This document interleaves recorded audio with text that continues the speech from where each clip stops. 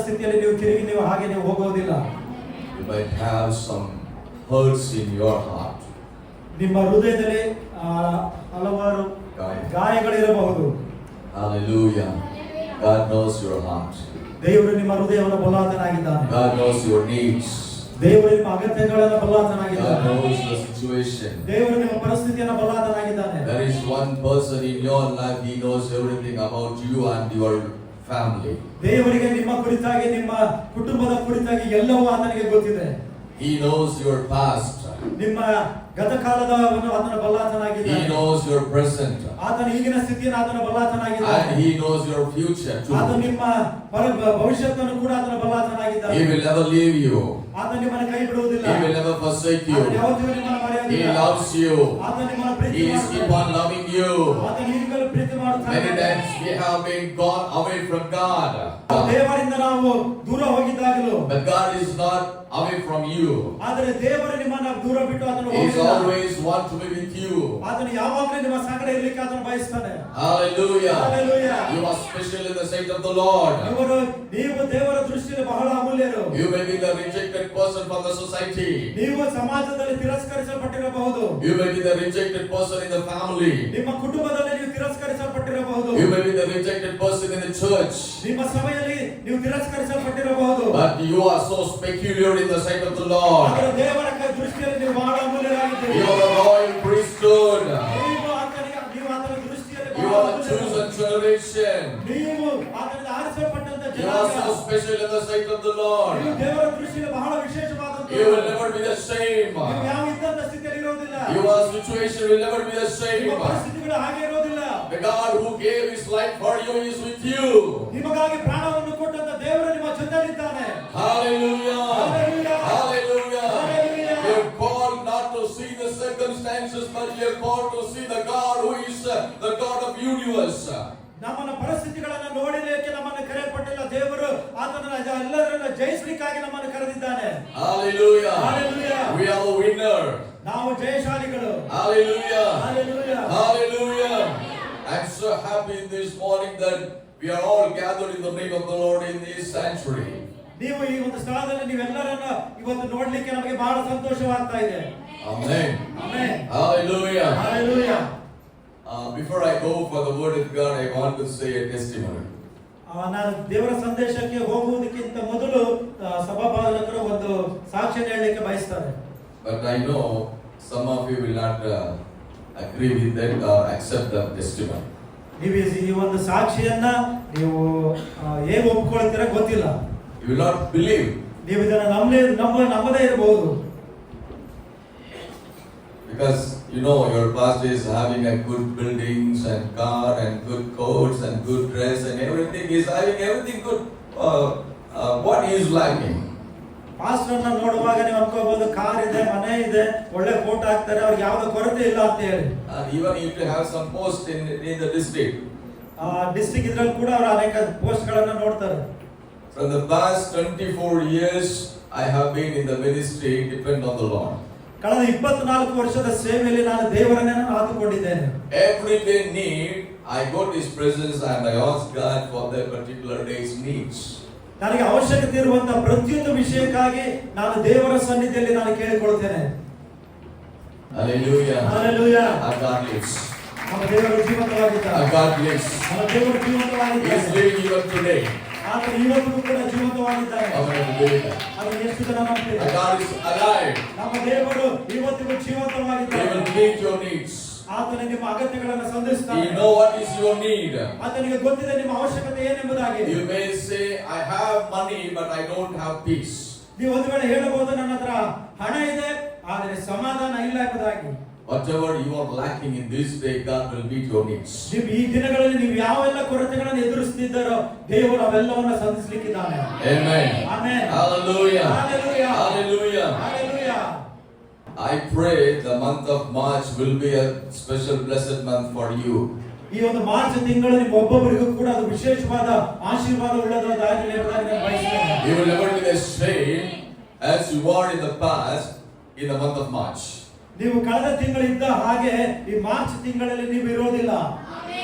Hallelujah. Hallelujah. Just don't accept what pastor says, but there is some work need to be done when we need something, when God is expected from us. ದೇವರಲ್ಲಿ ನಾವು ಬೇಡಿಕೊಳ್ಳುವಾಗ ಭಾಷೆ ಹೇಳಿದಂತ ವಿಷಯದಲ್ಲಿ ನಾವು ಕೂಡ ದೇವರನಿಗೆ ಹೆಚ್ಚಾಗಿ ನಾವು ಪ್ರಾರ್ಥಿಸಬೇಕು, ಅದರಲ್ಲಿ ನೆಲೆಗೊಳ್ಳಬೇಕು. What is the promise of the month of March? March ತಿಂಗಳಿನ ವಾಗ್ದಾನದ ವಚನ ಯಾವುದು? This is what the Lord says, your Redeemer, the Holy One of Israel. I am the Lord your God who teaches you what is best for you, who directs you the way you should go. ನಿನ್ನ ವಿಮೋಚಕನು ಇಸ್ರಾಯೇಲರ ಸದಮನ ಸ್ವಾಮಿಯು ಆದ ಯೆಹೋವನು ಹೀಗನ್ನುತ್ತಾನೆ, ನಾನೇ ನಿನ್ನ ದೇವರಾದ ಯೆಹೋವನು, ನಿನಗೆ ವೃತ್ತಿ ಮಾರ್ಗವನ್ನು ಬೋಧಿಸಿ ನೀನು ನಡೆಯಬೇಕಾದ ದಾರಿಯಲ್ಲಿ ನಿನ್ನನ್ನು ನಡೆಸುವವನಾಗಿದ್ದೇನೆ. Amen. Amen. Hallelujah. Hallelujah. The God says that I am going to teach you the way of profit. ದೇವರು ವಾಗ್ದಾನ ಮಾಡ್ತಾ ಇದ್ದಾನೆ, ನೀನು ನಡೆಯಬೇಕಾದಂತ ದಾರಿಯನ್ನು ನಾನು ಬೋಧಿಸ್ತೀನಿ, ಅಂದ್ರೆ ಆದಾಯ ಉಳ್ಳಂತ ದಾರಿ ಅದು. Hallelujah. Hallelujah. There are many ways in this world that sometimes we choose the ways and at last we end up with some confusion. ಈ ಲೋಕದಲ್ಲಿ ಅನೇಕ ಮಾರ್ಗಗಳು ನಮಗಿದೆ. ನಾವು ಆರಿಸಿಕೊಳ್ಳುವಂತ ಮಾರ್ಗದಲ್ಲಿ ಅನೇಕ ಸಾರಿ ನಾವು ಕನ್ಫ್ಯೂಷನ್ ಆಗಿ ಆ ಒಂದು ಮಧ್ಯದಲ್ಲಿ ನಾವು ನಿಂತ್ಕೊಳ್ತೇವೆ. And after that we feel, I have selected a wrong path. ಕೆಲವು ಸಾರಿ ನಾವು ಅಂದ್ಕೊಳ್ತೇವೆ ನಾವು ಆರಿಸಿಕೊಂಡಂತ ಮಾರ್ಗ ಅದು ಸರಿಯಾಗಿರಲಿಲ್ಲ ಎಂಬುದಾಗಿ ನಾವು ಆಲೋಚನೆ But ಮಾಡ್ತೇವೆ. this man God says, I will teach you the way of profit for you.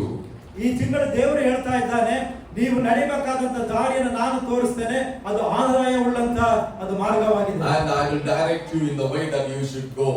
ನಾನು ಮತ್ತೆ ನಿಮಗೆ ಯಾವ ದಾರಿಯಲ್ಲಿ ಹೋಗ್ಬೇಕೆಂಬುದಾಗಿ ನಾನು ನಿಮಗೆ ದಾರಿಯನ್ನು ನಾನು ತೋರಿಸ್ತೇನೆ, ಬೋಧಿಸ್ತೇನೆ. So what we should do for this promise? ನಾವು ಈ ವಾಗ್ದಾನಕ್ಕೆ ಏನು ಮಾಡ್ಬೇಕಂತ ಹೇಳಿದ್ರೆ, If this promise to be fulfilled in our life, we should be a learner in the presence of God. ನಾವು ಈ ವಾಗ್ದಾನವನ್ನ ನೆರವೇರಬೇಕೆಂಬುದಾಗಿ ನಾವು ಬಯಸುವುದಾದ್ರೆ ದೇವರ ಸನ್ನಿಧಿಯಲ್ಲಿ ನಾವು ಕಲಿಯುವಂತ ಮಕ್ಕಳಾಗಿ ನಾವು ಇರಬೇಕು. Hallelujah. Hallelujah. Till death we are the student in the sight of God. ನಾವು ಸಾಯುವವರೆಗೂ ದೇವರ ದೃಷ್ಟಿಯಲ್ಲಿ ನಾವು ಕಲಿಯುವಂತವರೇ. Every day he teaches the way. ಪ್ರತಿದಿನ ಆತನು ನಮಗೆ ಬೋಧಿಸುವನಾಗಿದ್ದಾನೆ. Every day he counsels us. ಪ್ರತಿದಿನ ಆತನು ನಮ್ಮನ್ನ ಸಮಾಲೋಚನೆಯಲ್ಲಿ ನಡೆಸ್ತಾನೆ. Amen. Amen. Hallelujah. Hallelujah. Many times we fail in our life choosing wrong ways. ಅನೇಕ ಸಾರಿ ನಮ್ಮ ಜೀವನದಲ್ಲಿ ನಾವು ಸೋತು ಹೋಗ್ತೇವೆ, ಕಾರಣ ನಾವು ಆರಿಸಿಕೊಂಡಂತ ಮಾರ್ಗಗಳು. But God says, I will teach you the way that is profit for you. ಆದ್ರೆ ದೇವರು ಹೇಳ್ತಾ ಇದ್ದಾನೆ, ನಾನು ನಿನಗೆ ದಾರಿಯನ್ನು ತೋರಿಸ್ತೇನೆ, ಅದು ಆದಾಯ ಉಳ್ಳಂತ ದಾರಿ ಆಗಿರ್ತದೆ. Amen. Amen. Hallelujah. Hallelujah. Let this promise accomplish in your life. ದೇವರ ವಾಗ್ದಾನ ನಿಮ್ಮ ಜೀವಿತದಲ್ಲಿ ನೆರವೇರಿಸಲಿ. Amen. Amen. Hallelujah. Hallelujah. What is the topic for the month of March? ಈ ಮಾರ್ಚ್ ತಿಂಗಳಿನ ಪೀಠಿಕೆ ಏನು? Useful. ಉಪಯುಕ್ತವಾದದ್ದು. Hallelujah. Hallelujah. How many of you say, I am useful? ಎಷ್ಟು ಜನ ನೀವು ಹೇಳ್ತೀರಿ ನಾನು ಉಪಯುಕ್ತಳಾಗಿದ್ದೇನೆ, ಉಪಯೋಗಕ್ಕೆ ಬರುವವನಾಗಿದ್ದೇನೆ ಎಂಬುದಾಗಿ?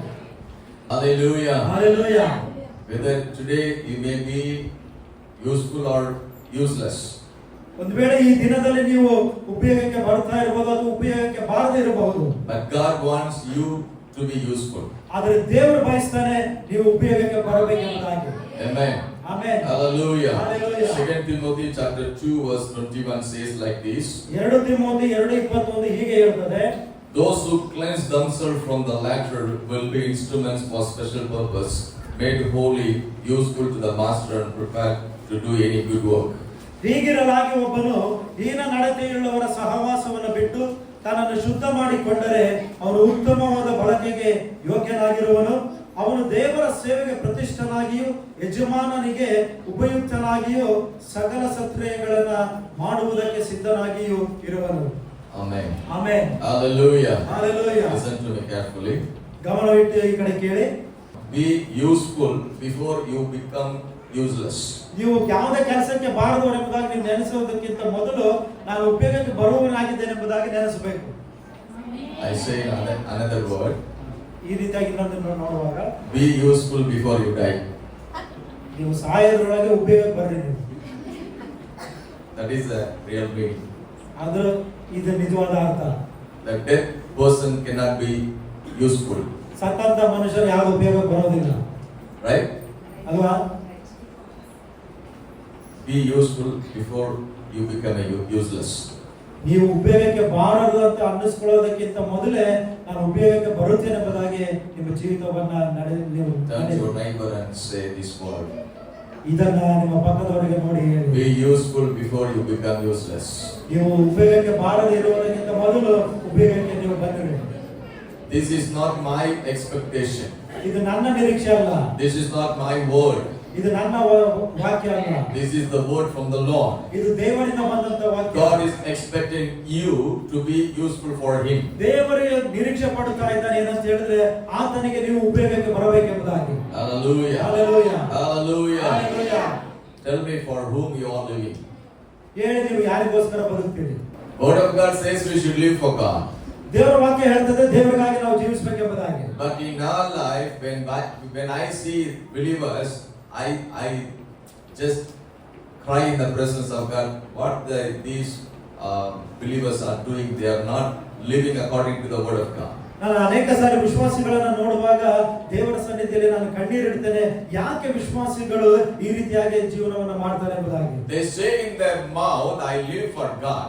ಅವರು ದುಡ್ಡಿಂದ ಹೇಳ್ತಾರೆ ನಾನು ದೇವರಿಗೋಸ್ಕರ ನಾನು ಜೀವಿಸ್ತೇನೆ ಎಂಬುದಾಗಿ. But in the deeds, they are living for the world. ಆದ್ರೆ ಅವರ ಕೃತ್ಯಗಳನ್ನು ಅವರು ಮಾಡುವಂತ ಕೆಲಸಗಳನ್ನು ನೋಡುವಾಗ ಅವರು ಲೋಕದ ವಿಷಯಕ್ಕಾಗಿ ಅವರ ಕಾರ್ಯಗಳನ್ನು ಮಾಡುತ್ತಾರೆ. They are living for themselves. ಅವರು ತಮಗೋಸ್ಕರ ಜೀವಿಸ್ತಾ ಇದ್ದಾರೆ. They are living for their selfish.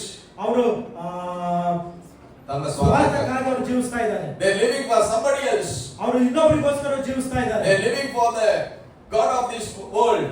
ಅವರು ಈ ಲೋಕದ ನಾಶವಾದ ವಿಷಯಕ್ಕೋಸ್ಕರ ಜೀವಿಸ್ತಾ ಇದ್ದಾರೆ. Hallelujah. Hallelujah. If we say that I live for God, ಒಂದು ವೇಳೆ ನೀವು ಹೇಳೋದಾದ್ರೆ ದೇವರಿಗೋಸ್ಕರ ನಾನು ಜೀವಿಸ್ತೇನೆ ಅಂತ ಹೇಳೋದಾದ್ರೆ you will be useful in somewhere in doing some good thing for God. ದೇವರು ನಿಮಗೆ ಉಪಯೋಗಕ್ಕೆ ಬರುವಂತದ್ದನ್ನ ನೀವು ಕಾರ್ಯಗಳನ್ನು ನೀವು ಮಾಡುತ್ತೀರಿ ನೀವು. Hallelujah. Hallelujah. Why God says that we should live for God?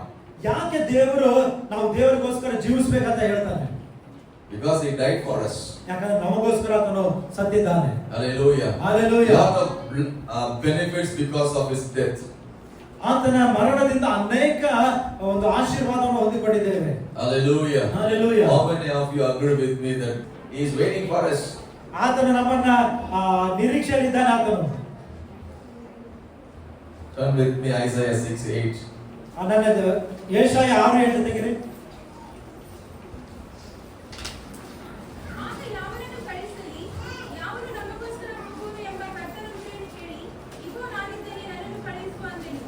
Amen.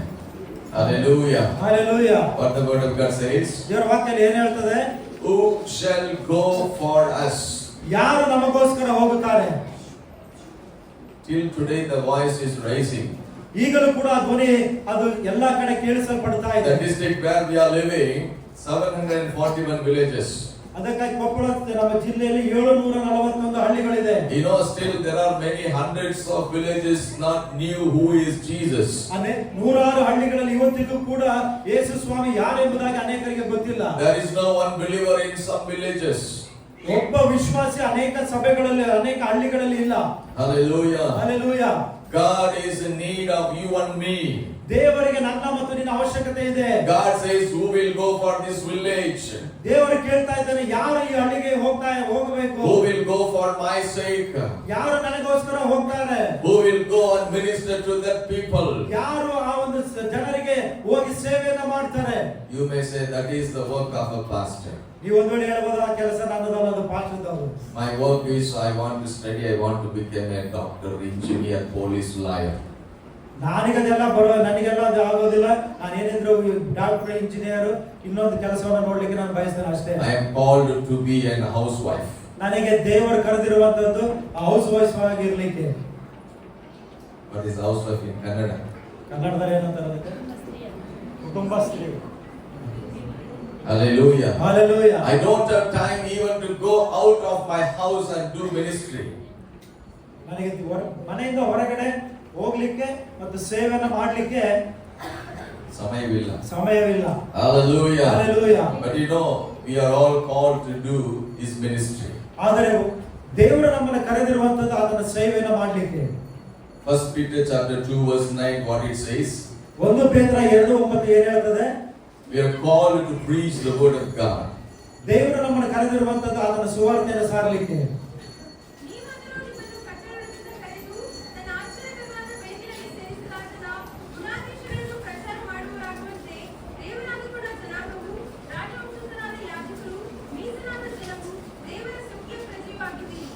Amen. Hallelujah. Hallelujah. What this verse says, ದೇವರ ವಾಕ್ಯ ಏನ್ ಹೇಳ್ತದೆ? what this verse says, ಈ ಒಂದು ವಾಕ್ಯ ಏನ್ ಹೇಳ್ತದೆ? we are called to be the part of his mission. ನಾವು ಕರೆಯಲ್ಪಟ್ಟಿರುವುದು ಆತನ ಸೇವೆಯ ದಾರಿಯಲ್ಲಿ ನಡೆಯಲಿಕ್ಕೆ.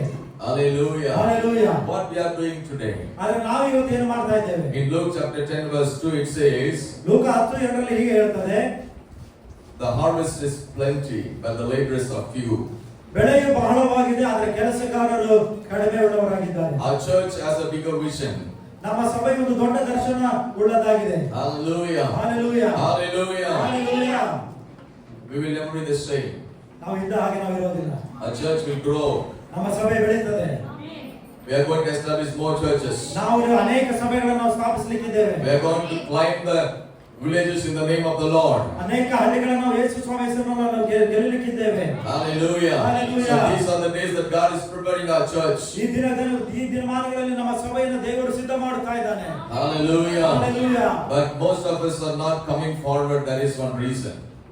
ಅನೇಕರು ಸೇವೆಗೆ ಮಾಡಲಿಕ್ಕೆ ಮುಂದೆ ಬರುತ್ತಾ ಇರೋದಕ್ಕೆ ಒಂದು ಕಾರಣ ಏನಂತ ಹೇಳಿದ್ರೆ, because of their conscious that pricks their heart that you being such a bad person, you are not a fit to do ministry. ನಾನು ಬಹಳವಾಗಿ ನಾನು ಸರಿ ಇಲ್ಲದಂತ ಮನುಷ್ಯರಾಗಿರೋದ್ರಿಂದ ಸೇವೆಯನ್ನ ಮಾಡಲಿಕ್ಕೆ ನನಗೆ ಯಾವುದೇ ಒಂದು ಅರ್ಹತೆ ಇಲ್ಲ ಎಂಬುದಾಗಿ ನೀವು ನೆನೆಸ್ತಾ ಇದ್ದೀರಿ. Hallelujah. Hallelujah. Whatever person you may be, ನೀವು ಯಾರೇ ಆಗಿದ್ದರೂ ಸರಿ, whatever sin that you may be committed in your life, ನೀವು ಯಾವುದೇ ಪಾಪವನ್ನು ನಿಮ್ಮ ಜೀವಿತದಲ್ಲಿ ಮಾಡಿರಬಹುದು, today if you confess all your sinful natures, ಇವತ್ತು ಈ ದಿನ ನೀವು ನಿಮ್ಮ ಪಾಪಕ್ಕಾಗಿ ನೀವು ಅರಿಕೆಯನ್ನು ಮಾಡುವುದಾದರೆ, hallelujah. Hallelujah. Hallelujah. Hallelujah. I want to read 2 Timothy chapter 2 verse 21 in English Standard Version. It says like this, therefore if anyone cleanses himself from what is dishonorable, he will be a vessel for honorable use, set apart as holy, useful to the master of the house, ready for every good work. Amen. Hallelujah. Hallelujah. Today we may be a dishonorable vessel. ಇವತ್ತು ನೀವು ಉಪಯೋಗಕ್ಕೆ ಬರದಂತ ಪಾತ್ರೆ ಎಂಬುದಾಗಿ ನೆನೆಸಬಹುದು. Dishonorable vessel. ಗಣನೆಗೆ ಬಾರದಂತ ಪಾತ್ರೆ. Amen. Amen. Hallelujah. Hallelujah. You know what makes dishonorable vessel? ನಿಮಗೆ ಗೊತ್ತಾ ಗಣನೆಗೆ ಬಾರದಂತ ಪಾತ್ರೆ ಅಂತ ಏನಕ್ಕೆ ಕರೀತಾರೆ? When we go out of God. ನೀವು ದೇವರಿಂದ ದೂರ ಹೋದಾಗ. When we live according to our mind. ನಾವು ನಮ್ಮ ಸ್ವಂತ ಇಚ್ಛೆಯಾಗಿ ನಾವು ನಡೆಯುವಾಗ. When we don't live according to the word of the Lord. ನಾವು ದೇವರ ವಾಕ್ಯಕ್ಕನುಸಾರವಾಗಿ ನಡೆಯದೇ ಇದ್ದಾಗ. When we say my life, my rules. ನಾವು ಹೇಳ್ತೇವೆ ನನ್ನ ಜೀವನ ಇದು ನನಗೆ ಇಷ್ಟ ಬಂದಂತ ರೀತಿಯಲ್ಲಿ ಇರ್ತೇನೆ. Our life will become like a dishonorable vessel. ಆಗ ನಮ್ಮ ಜೀವಿತ ಗಣನೆಗೆ ಬಾರದಂತ ಪಾತ್ರೆಯಾಗಿರುತ್ತದೆ. Hallelujah. Hallelujah. There is a song in Kannada. ಕನ್ನಡದಲ್ಲಿ ಒಂದು ಹಾಡಿದೆ. ಗಣನೆಗೆ ಬಾರದಂತ ನನ್ನ